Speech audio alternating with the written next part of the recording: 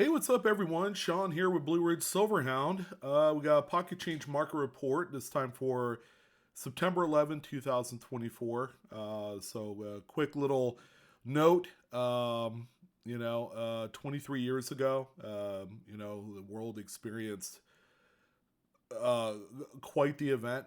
I remember where I was. I was actually working the graveyard shift at a grocery store in the state of Alaska because that's where my parents were living at. And when everything was going down in New York City and Washington, D.C., it was like 4 o'clock in the morning. We were all in the break room, just our eyes glued to the TV in disbelief of what had happened. And that's where I was at. I ended up during my lunch shift, which was not too far after 4 o'clock. It was like 4:30. I ended up uh, heading home and waking up my dad and telling him, "Hey, you need to turn on the TV. There's some major stuff happening." And my dad, God rest his soul, man. He's a career Navy and Army man. He did both. He was in the Army first for quite a while, and then went into the Navy.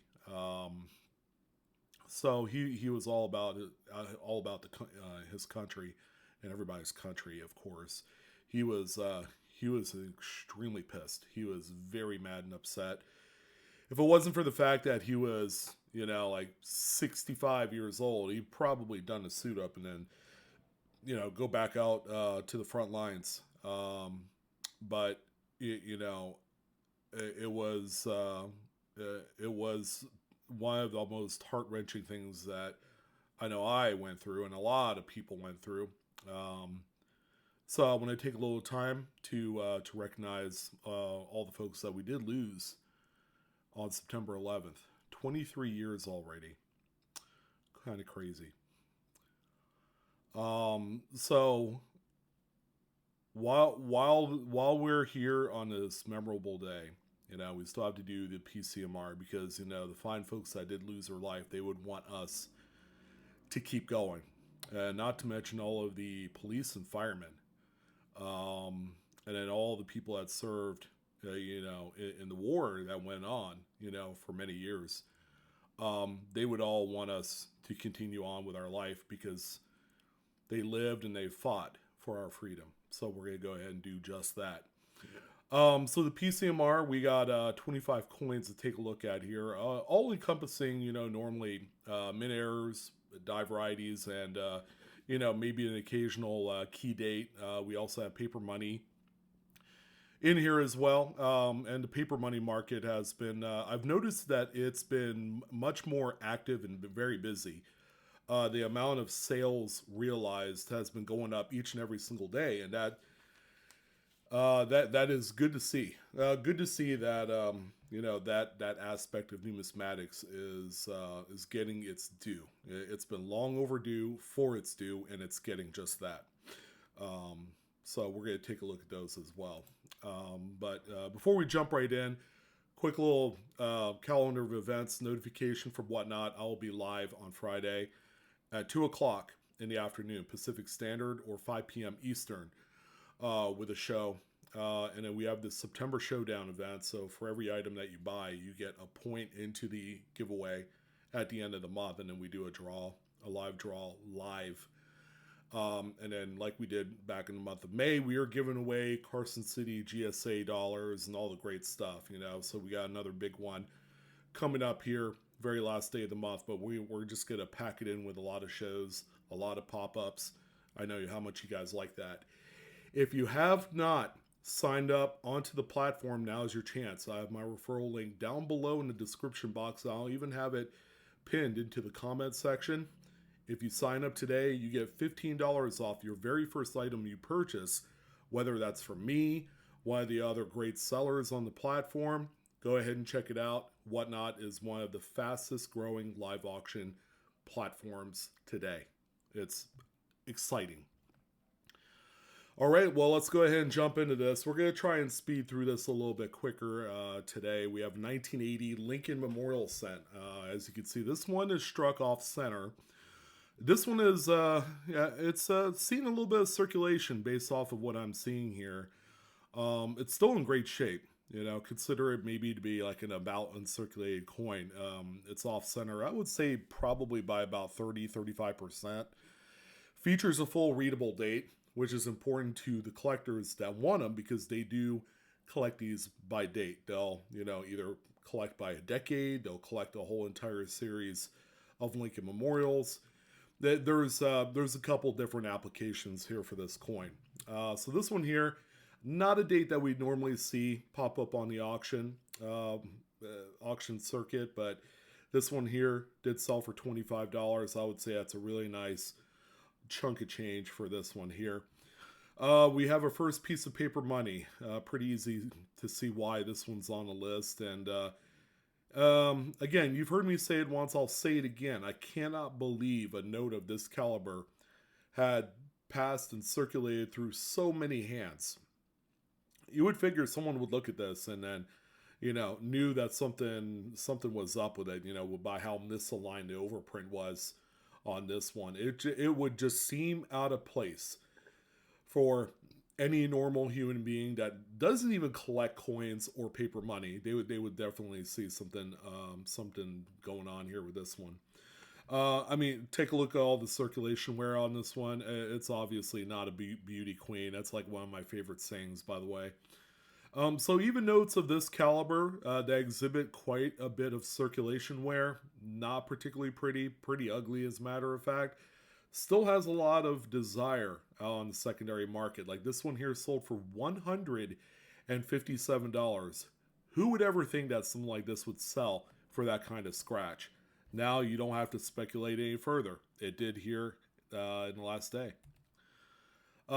Pretty neat one here. You should all be looking for this particular variety. Now, if it's any guess, the seller's name is Errors and Such 01. All right, so he's got his name plastered all throughout the images here. 1964D. 64D candy half dollars. That is the date and mint mark that you should be looking through for doubled dies. There's actually a number of really nice repunch mint marks as well. This is such a loaded date. The 64 Philadelphia, not so much. There's not a whole lot to look there. But the Denvers, it's just action packed.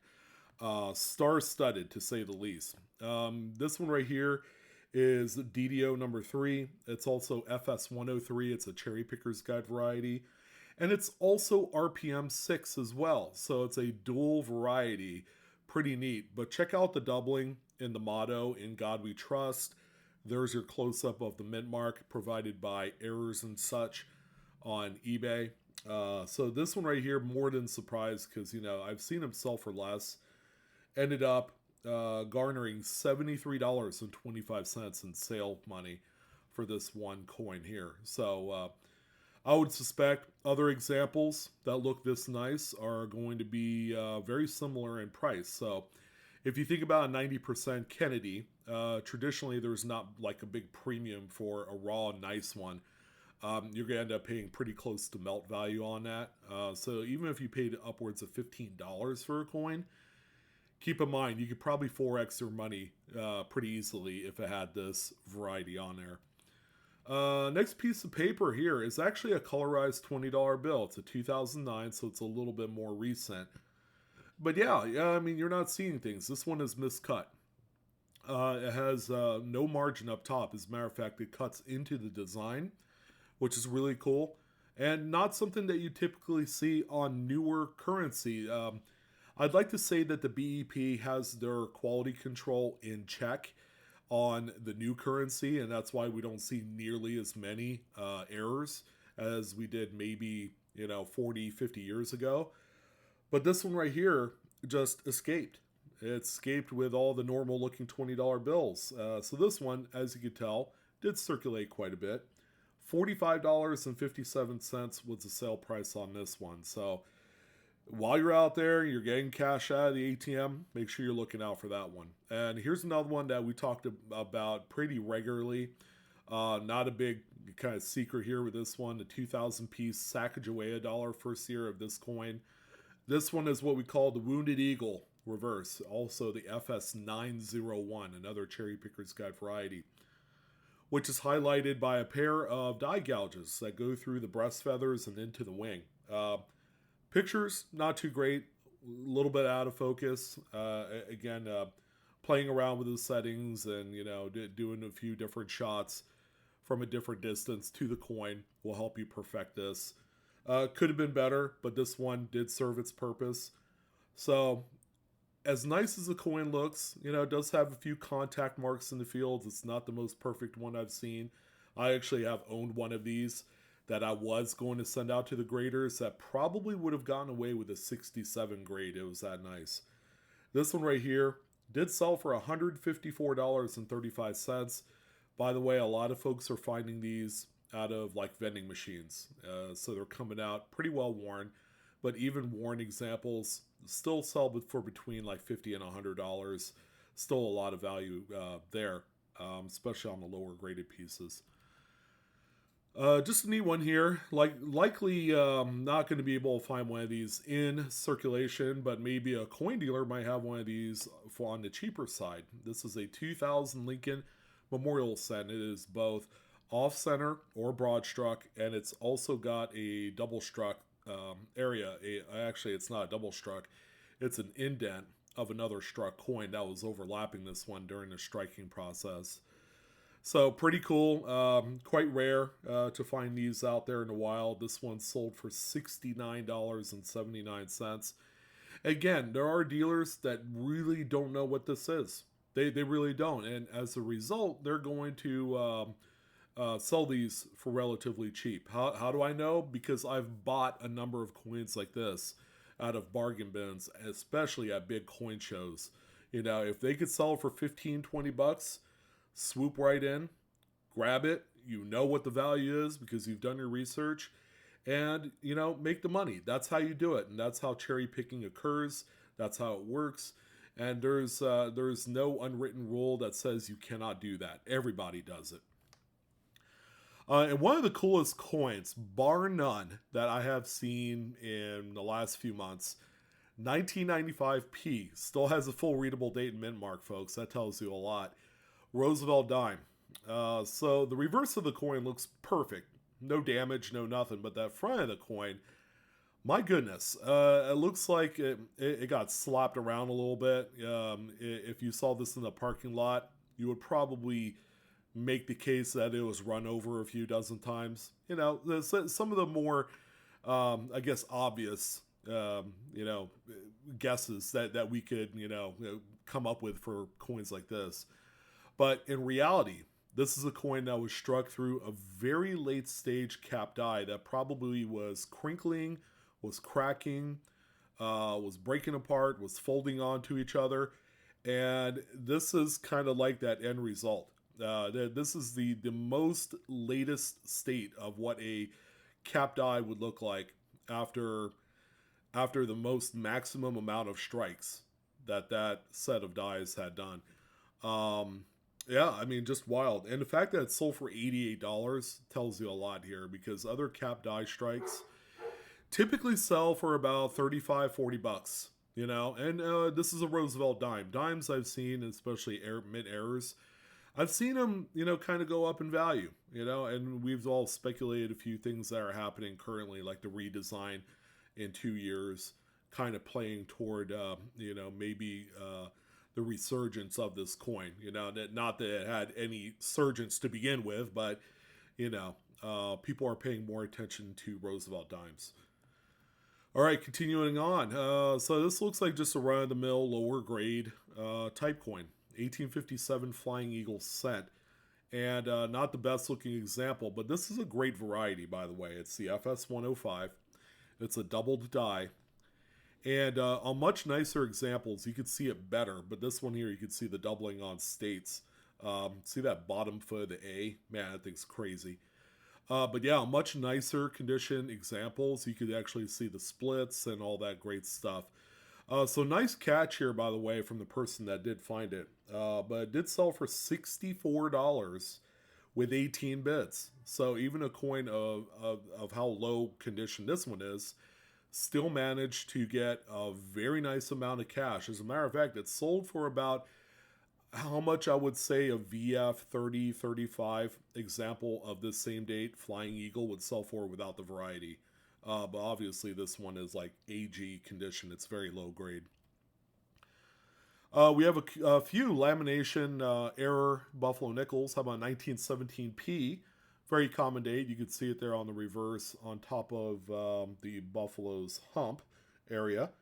$18. All right. Just recognize that there's some value with laminations, even though they are the lower end of the error scale of sorts.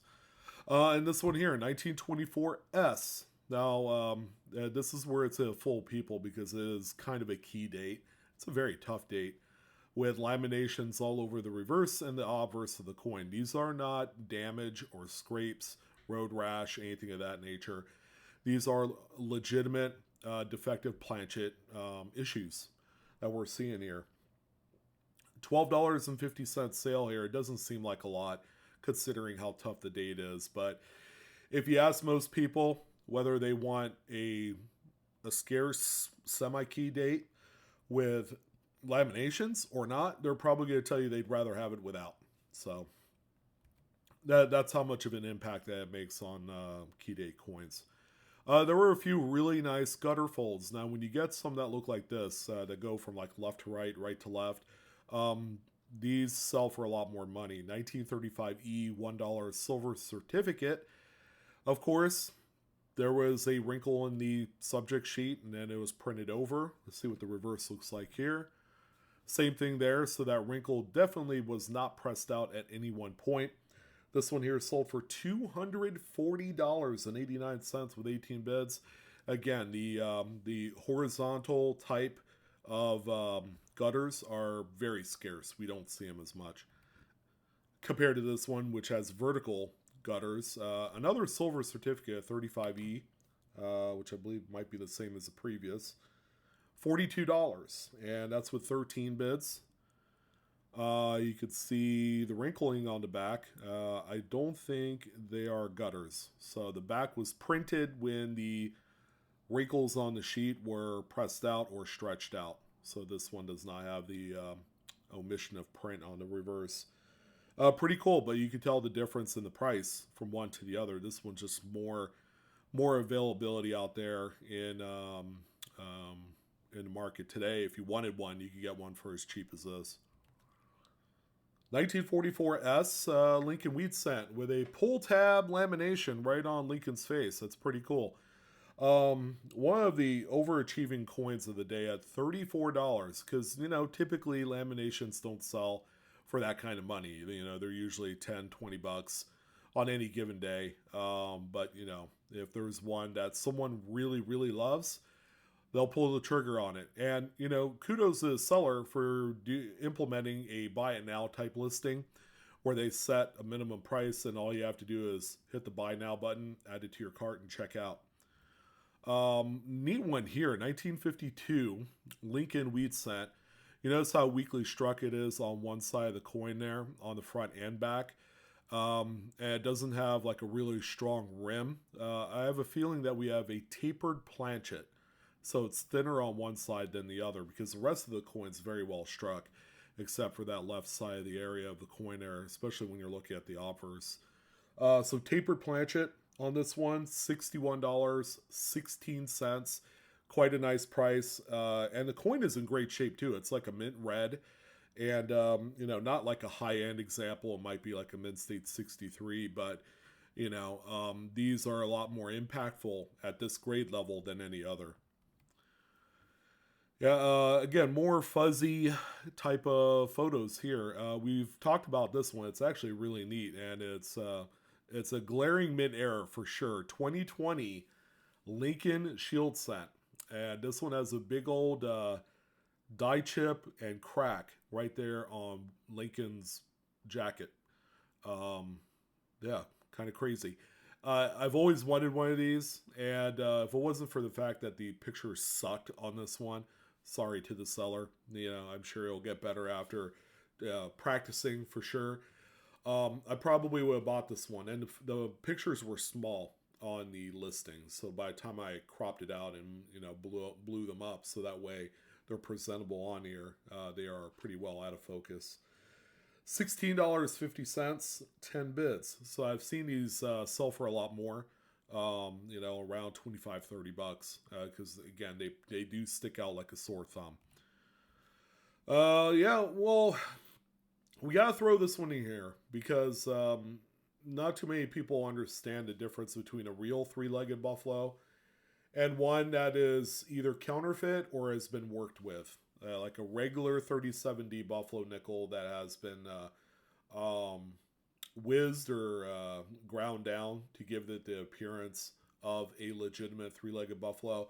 And another thing to note on this one, which further makes me not like it as much, is the fact it's got a very grainy, very porous look to it, as if it was like acid etched, which is normally what we would do if the coin was dateless and we wanted to restore the date. You would use like Nicodate or some sort of acid to pull that up.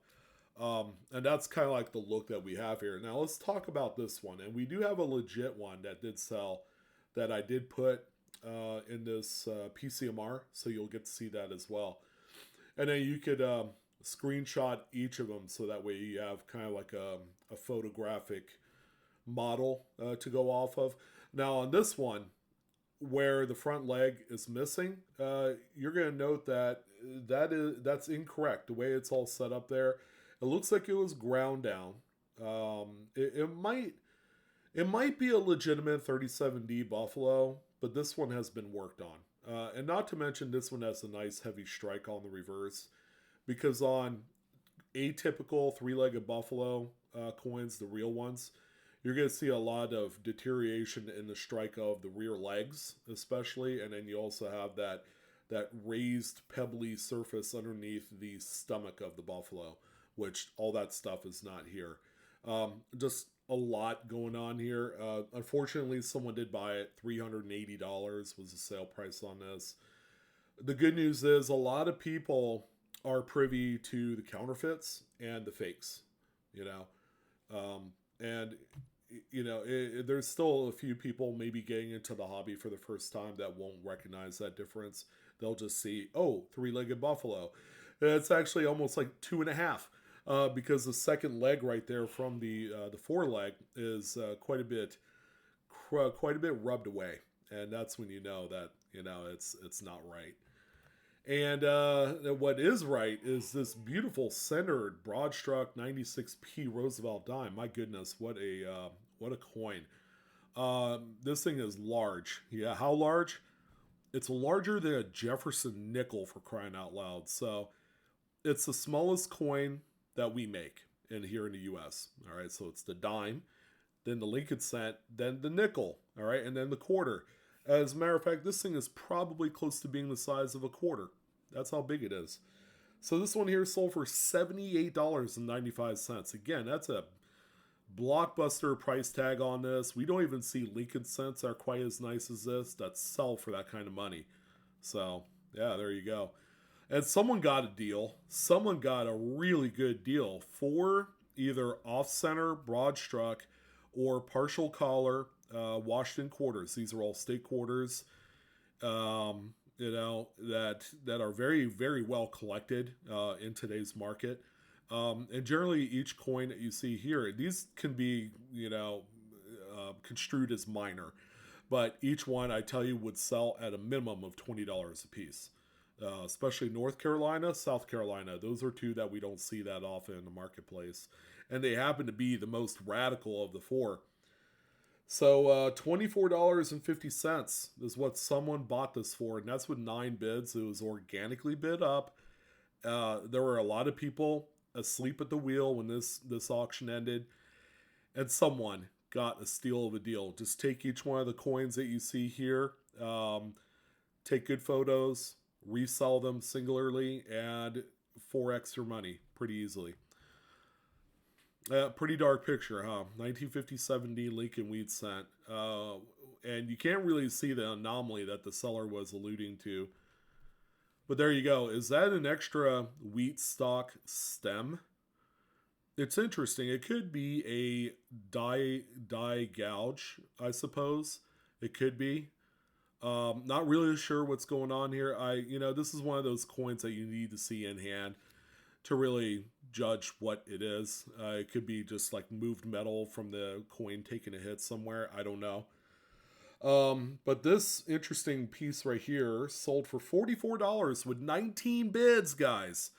A lot of people were very interested in this one. As a result, they bid it up to a pretty wild amount of money. A neat one here, man. There's so many neat coins today. 1964D. It's off center by about 80%. Full readable date and mint mark on the off center portion of the coin that's struck. Pretty neat. Well, what else do we need to say here? This one sold for some amount of money, $39.99. It looks like pretty sharp little purchase here. 1999 Jefferson nickel. Yeah, keep an eye out on these later dated nickels. Within the last 25 years, there's a lot of rotation die errors. So I like what the seller did here by using that bottom staple as kind of a guide. Actually, it's a top staple on the obverse image, and then on the back side of the 2x2, they put another staple, or it's the same staple. It's just at the bottom when you rotate the coin. This one is rotated about 100 degrees clockwise. So when you flip the coin over, you have a very interesting rotational die error, which that's not normal, by the way. So this one sold for $26. All right, and the coin does have quite a bit of circulation wear. Newer uncirculated examples would typically fall in the $50 to $75 range. So again, very valuable. Not too many people look at them. They should. And yeah, we've highlighted some pretty ginormous duplicate star note sales recently, and I've come to the conclusion that they're all like gem uncirculated. Maybe not necessarily a match on the database, but high end uncirculated pieces fetch a pretty price tag. Like this one here. This is a Washington, D.C. print, duplicate star note 2013B. This one right here, as you can tell, just absolutely blockbuster. Again, another nice one.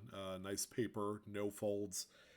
And $278.19 later, this one is in the record books again. 44 bids. So the duplicate star crowd, yeah, they're opening up their wallets for some of these higher end pieces. Great to see again. Just a really, really healthy market. 1831 was this coronet head or matron head. Matron head, large cent. This one has a cud die break at star 13. By the way, these are quite common on large cents and half cents. We see die cracks and quite a few of the cuds on these because, again, we're speaking to a period of time where when a die was falling apart, they were going to ride that thing until it crumbled into dust. They did not care. So this is a common occurrence here. $74.99, and someone did pay up to have that cut die break. And the final item, of course, is going to be our other three-legged buffalo, the real deal. The only problem with this one, it's got some damage on it on the reverse. But you could see what the actual missing leg looks like. You could see the diagnostic weaker struck legs on the back of the buffalo there. You could see that they call it a P line. The raised pebbly surface underneath the belly of the buffalo as well are all hallmarks of a legitimate three-legged buffalo coin. So again, these are just dated 37D. There is the 36D 3.5 legs that you also should be looking out for. It's actually much more rare. This one here sold for $709.98. And I'm guessing by the damage, it was a little bit of an overpay. Someone just really wanted this one and not having to deal with battling out with a bunch of other buyers. So there you go. It was a buy it now, best offer type transaction. Well, that's going to go ahead and do it for this one. The information provided today in this video is for entertainment purposes only, not financial advice. Please collect and or grade your coins responsibly, but that's going to go ahead and wrap things up on this PCMR. I'm your host, Sean, with Blue Ridge Silverhound. I hope to see you guys Friday on Whatnot. Again, we'll be live again at 2 o'clock Pacific Standard Time in the afternoon.